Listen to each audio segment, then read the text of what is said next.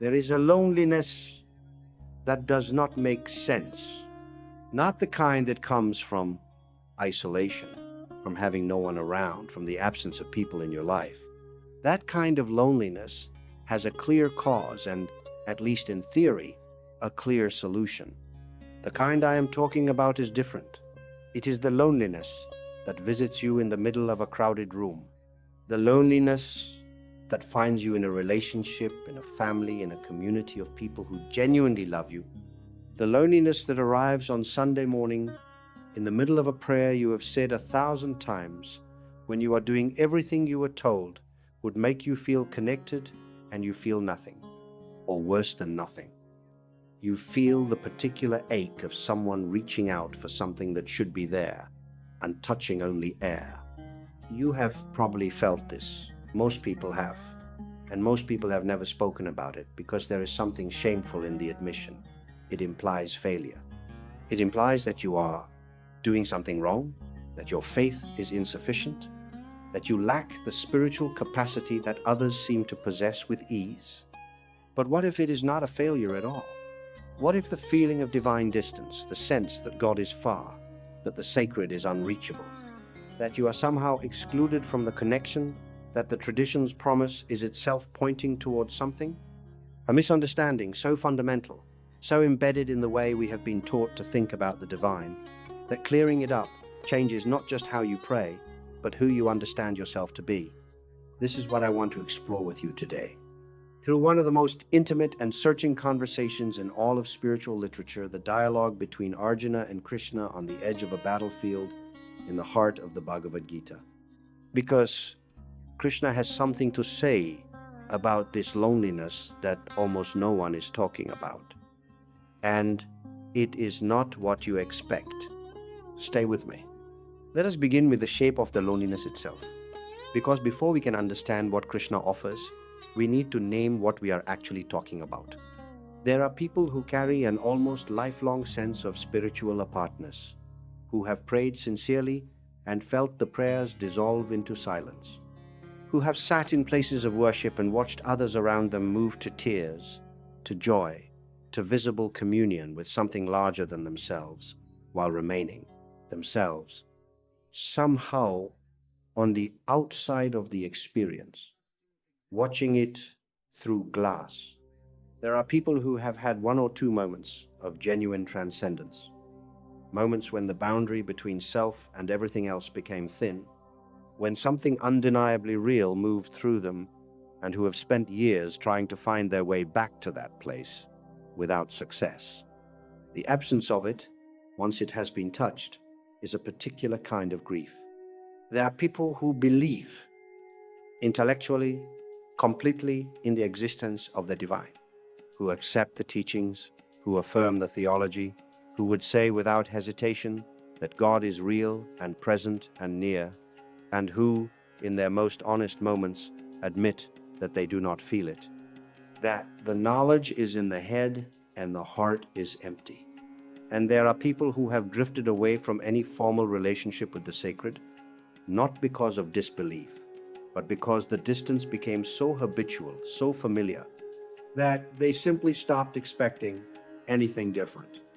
All of these forms of spiritual loneliness share a common root, and it is a root that Krishna identifies with startling precision in the Bhagavad Gita. He says, at one of the most pivotal moments of the text, something that sounds simple but contains layers of meaning that take years to fully absorb. I am equally present in all beings. There is no one hateful to me and no one dear. But those who worship me with devotion, they are in me, and I am also in them. Read that carefully. He does not say, I am present only for those who have earned it, or only for those who feel it, or only for those whose spiritual practice is sufficient.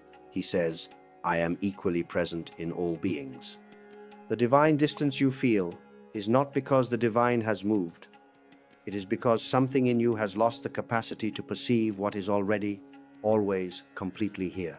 This is not a comfortable teaching, because it shifts the question. The question most people who feel spiritually alone are asking is, why is God not reaching me? Why am I not being given what others seem to receive? What is absent from my life that would allow this connection to happen? And Krishna is saying, the question itself is built on a false premise. The connection is not absent. The presence is not withdrawn. The divine is not at a distance that needs to be crossed. What is present is a veil, a particular kind of obscuration, a specific way in which the self has organized itself that makes it impossible to perceive what is already, entirely, unconditionally here. And the name Krishna gives to this veil is one we have encountered before in our explorations of the Gita: avidya, ignorance. Not the ignorance of someone who has not studied or prayed enough, but the primordial ignorance of a consciousness that has forgotten its own nature, that has become so identified with the surface of experience, with thoughts, with roles, with the constructed identity, that it can no longer sense the depth below. Imagine a lake whose surface is constantly disturbed. Waves, ripples, reflections of everything around it, the wind, the weather, the movement of things passing. The surface is so active, so busy, so constantly in motion, that it appears opaque. Looking down through it, you cannot see the bottom. You cannot sense the stillness and clarity that exists just a few inches below the agitation. But the depth is there. It has always been there. The stillness has not gone anywhere. The clarity has not diminished.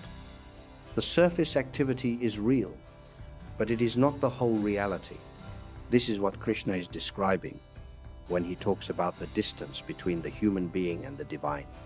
The surface of the self, the mind, the ego, the constructed identity with its wants and fears and calculations is so constantly active that it obscures the depth in which the divine is not somewhere nearby, but actually, intimately, inescapably present.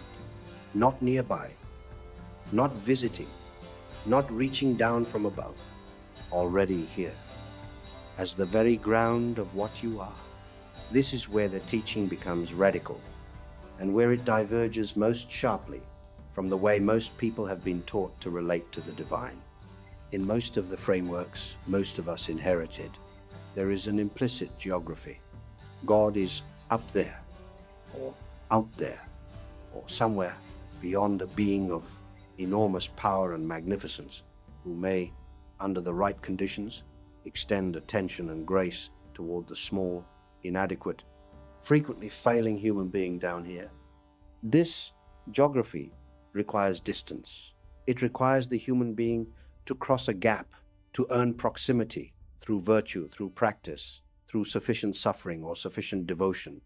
And because the gap is always there, because the structure of the relationship is inherently one of distance to be crossed, the feeling of spiritual loneliness is built into the framework. You can reduce the gap, but you can never fully close it. Krishna offers a completely different geography. He says in the 13th chapter of the Gita, in one of the most astonishing passages in all of spiritual literature, I am the field knower in all fields. And then, know me as the Atman, the Self, present in the hearts of all living beings, not outside, not above, not at a distance requiring effort to cross, in the heart, as the Self, as the awareness that is already present, already active, already the very ground in which every experience, including the experience of feeling distant from the divine, arises and passes. This is not pantheism in the superficial sense. It is something more precise and more personal than the idea that God is everything. It is the teaching that the awareness in which your life is happening, the consciousness that is even now receiving these words, recognizing them, being moved or unmoved by them, that awareness is not separate from the divine. It is an expression of it, a particular, unique, irreplaceable expression of the consciousness that moves through all things. And when you feel alone, even when God is near, What you are feeling is the experience of a consciousness that has forgotten its own nature. A wave that has forgotten it is the ocean, not lost, not abandoned, not excluded, simply, temporarily, caught up in its own surface movement, unable to sense the depth from which it rises and into which it will return. Let us talk about Arjuna, because his story is not only a story of anxiety and overthinking and the difficulty of action. At its deepest level, it is a story of this exact loneliness. He is standing in the chariot with Krishna beside him. Krishna described in the Gita as the supreme divine consciousness, the presence that underlies all of existence, the ultimate reality wearing the form of a friend. And Arjuna cannot see it. He is talking to the divine, and he does not know who he is talking to. He is sitting beside the answer to his deepest questions, and he is drowning in the surface of his own confusion. This is not stupidity. Arjuna is one of the wisest and most perceptive characters in the text. This is what happens when the surface of the self is so disturbed by grief, by fear, by the weight of impossible choices, that it cannot perceive what is directly present. And what Krishna does across the entire Gita is not travel across a distance to reach Arjuna. There is no distance to travel. He is already there, not only beside Arjuna in the chariot, but as the very awareness in which Arjuna's experience is happening. What he does is help Arjuna remember, peel back the layers of confusion, quiet the surface enough that the depth, which has never gone anywhere, can finally be sensed. This is the entire project of the Gita. Not the transportation of the human toward the divine, but the remembering of what the human always already was. And the specific memory Krishna is trying to restore is this: you are not a small, separate self, isolated in a body, reaching out toward a God who may or may not respond. You are, at the deepest level of what you are, already what you are reaching for. The seeker and the sought are, in their most fundamental nature, one. This is the teaching that dissolves the loneliness from the root. But I want to be honest about something here, because this teaching, stated as a philosophical proposition, does very little. You can understand it intellectually, can nod and agree that yes, the Atman and the divine are one. Yes, the self is not separate from the ground of being, and still feel the loneliness as acutely as before. Because the loneliness is not primarily a philosophical problem. It is an experiential one. And philosophical solutions, however accurate, do not automatically translate into felt reality. Krishna knows this. And this is why the Gita does not stop at the ontological teaching. It goes on to describe specific practices, specific orientations, and disciplines that have the effect of thinning the veil, of quieting the surface enough that the depth becomes gradually and imperfectly perceptible. The most important of these, for the specific experience of spiritual loneliness, is bhakti devotion, the path of love. Krishna describes bhakti in the 12th chapter of the Gita as the most direct and most accessible path to the experience of divine connection. Not because it is easier in the sense of requiring less commitment. Genuine devotion is one of the most demanding things a human being can undertake, but because it works directly with the thing that most commonly obscures the divine, the contracted, defended, self-protecting ego. Because the ego cannot love, not fully, not without reservation. The ego can perform love, can go through the motions of devotion, can participate in the rituals and the prayers and the expressions of worship, while remaining, at its core, fundamentally focused on itself, fundamentally calculating what the devotion will return.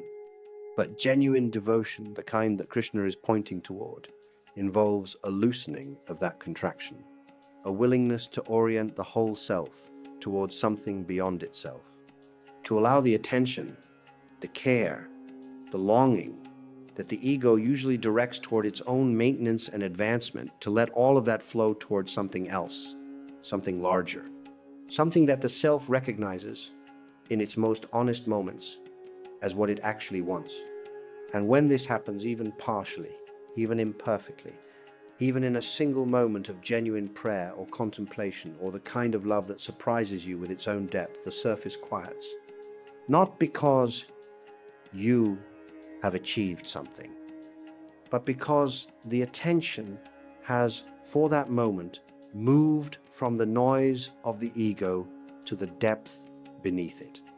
And in that depth, the loneliness does not so much resolve as reveal itself to have been a misunderstanding. The presence that was always there becomes briefly perceptible. I want to pause here and speak directly to something that I know many people carry but rarely say out loud. The feeling that your loneliness is your fault.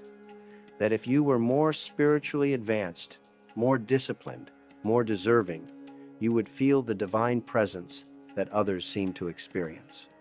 That your inability to feel it is evidence of something wrong with you, something missing, something spiritually deficient. I want you to hear what Krishna says about this with absolute clarity.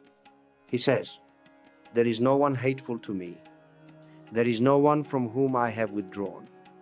There is no prayer that goes unheard, because the person praying is insufficient." The divine is not selective about who receives its presence. It is not more available to the saint than to the sinner, more present for the advanced practitioner than for the beginner, more real in the monastery than in the middle of an ordinary and difficult life. The presence is unconditional. The love, as Krishna describes it in the bhakti sections of the Gita, is not earned and cannot be lost. It is the very nature of what underlies all experience. The water in which every wave arises, regardless of the wave's size or beauty or duration. What varies is not the presence. What varies is our capacity to perceive it.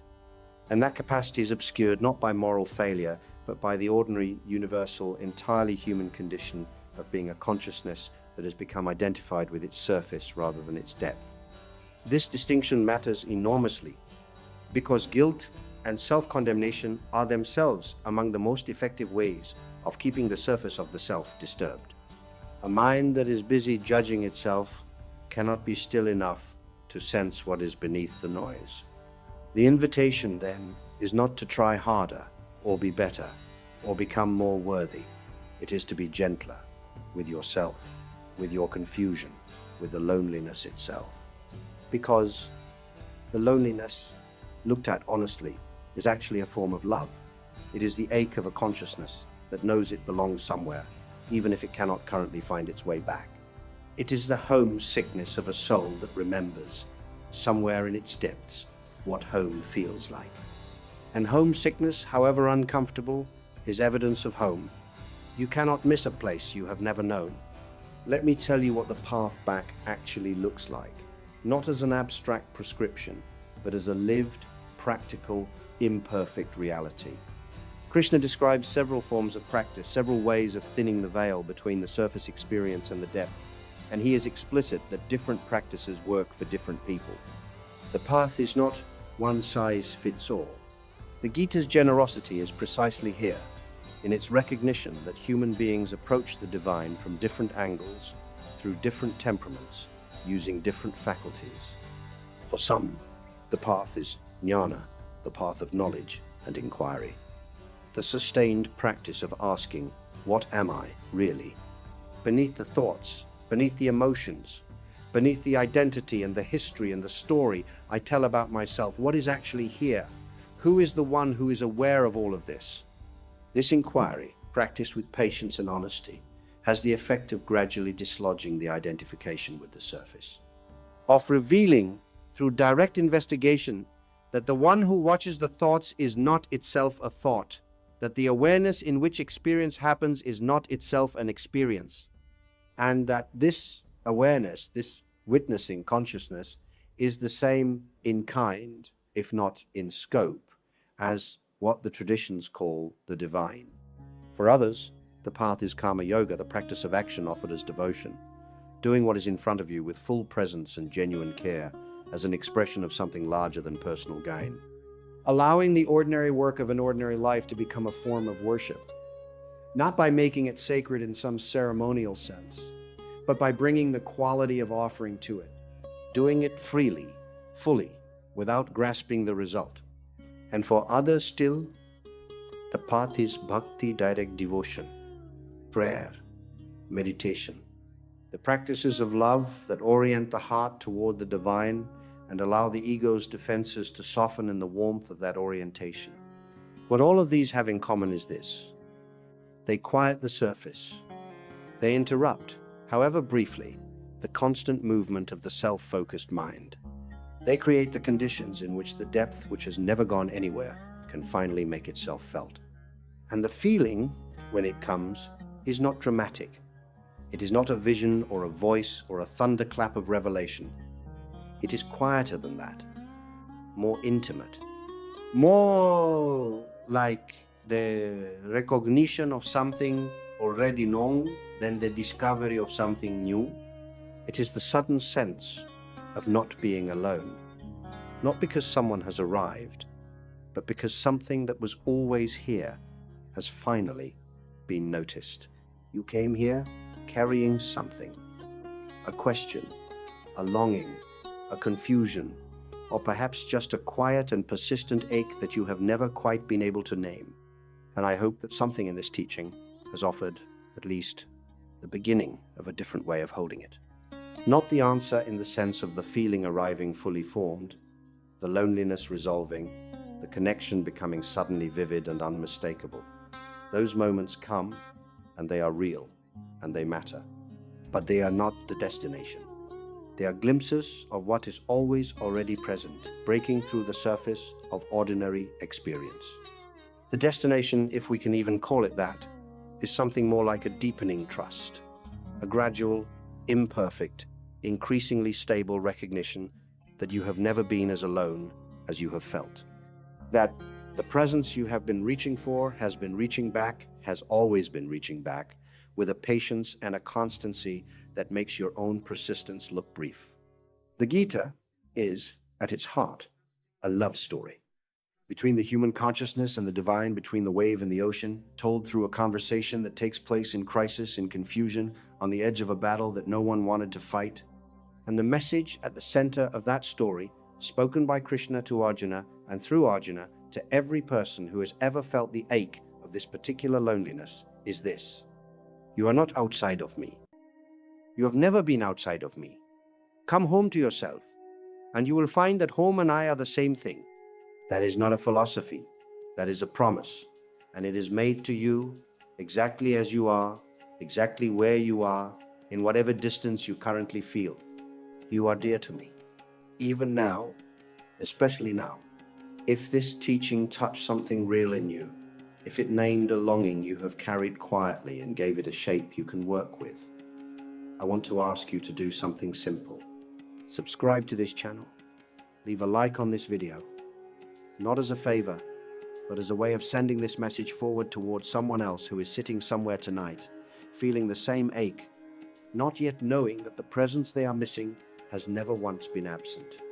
What we are building here is a space where the deepest questions of the human heart are taken seriously, where the longing for connection with the divine, with the self, with what is most real is not dismissed or managed or resolved too quickly. You belong here. You have always belonged. Until next time, open a little more, reach a little less, and let what has always been near finally be felt. You came here carrying something, a question, a longing, a confusion, or perhaps just a quiet and persistent ache that you have never quite been able to name. And I hope that something in this teaching has offered at least the beginning of a different way of holding it. Not the answer in the sense of the feeling arriving fully formed, the loneliness resolving, the connection becoming suddenly vivid and unmistakable. Those moments come, and they are real, and they matter. But they are not the destination. They are glimpses of what is always already present, breaking through the surface of ordinary experience. The destination, if we can even call it that, is something more like a deepening trust, a gradual, imperfect, increasingly stable recognition that you have never been as alone as you have felt. That the presence you have been reaching for has been reaching back, has always been reaching back, with a patience and a constancy that makes your own persistence look brief. The Gita is, at its heart, a love story. Between the human consciousness and the divine, between the wave and the ocean, told through a conversation that takes place in crisis, in confusion, on the edge of a battle that no one wanted to fight. And the message at the center of that story, spoken by Krishna to Arjuna and through Arjuna to every person who has ever felt the ache of this particular loneliness, is this: you are not outside of me. You have never been outside of me. Come home to yourself, and you will find that home and I are the same thing.